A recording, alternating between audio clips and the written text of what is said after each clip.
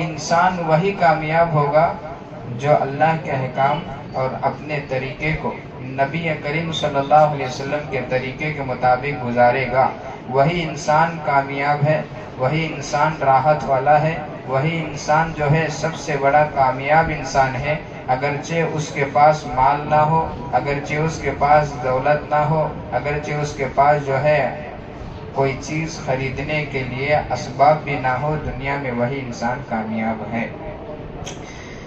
اور جو ہے اللہ کے نبی صلی اللہ علیہ وسلم کے طریقے سے ہٹے گا وہ دنیا میں کبھی کامیاب نہیں ہو سکتا۔ اللہ تبارک و تعالیٰ اپنی محبت کو اللہ کے نبی کی محبت کے ساتھ جوڑا ہے۔ اپنی محبت کو اللہ کے نبی صلی اللہ علیہ وسلم کے محبت کے ساتھ جوڑا ہے۔ ایک آدمی ہے مانتا ہے کہ میں اللہ ایک ہے، اللہ کے ساتھ کوئی شریک نہیں ہے، اللہ جو ہے وحدہ لا شریک ہے، وحدہ لا شریک ہے، لہ الملک ہے،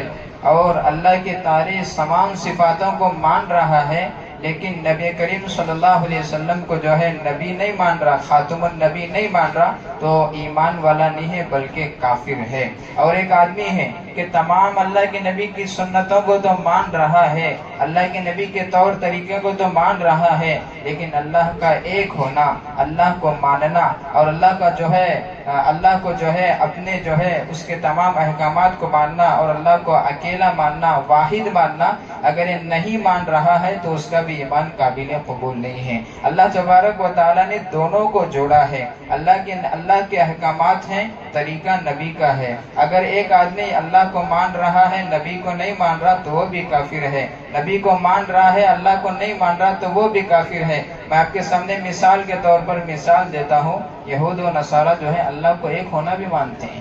اللہ ایک ہیں لیکن محمد نبی نہیں ہے۔ اللہ کے نبی صلی اللہ علیہ وسلم نے ارشاد فرمایا، جو یہودی مجھے دیکھے اور اللہ پر ایمان لائے اور میرے شریعت پر ایمان نہ لائے تو وہ یہودی ہی ہے، کافر ہی ہے، مشرک ہی ہے، اور اس کا ایمان قابل قبول نہیں ہے۔ میں یہ بتانا چاہ رہا ہوں کہ ایمان آپ کا اسی وقت مکمل ہوگا۔ اللہ کے نبی صلی اللہ علیہ وسلم ارشاد فرما رہے ہیں، اللہ کے نبی صلی اللہ علیہ وسلم ارشاد فرما رہے ہیں، لا یؤمن احدکم حتی اکون احب الی من والدہ وولدہ والناس اجمعین۔ اللہ کے نبی فرما رہے ہیں اس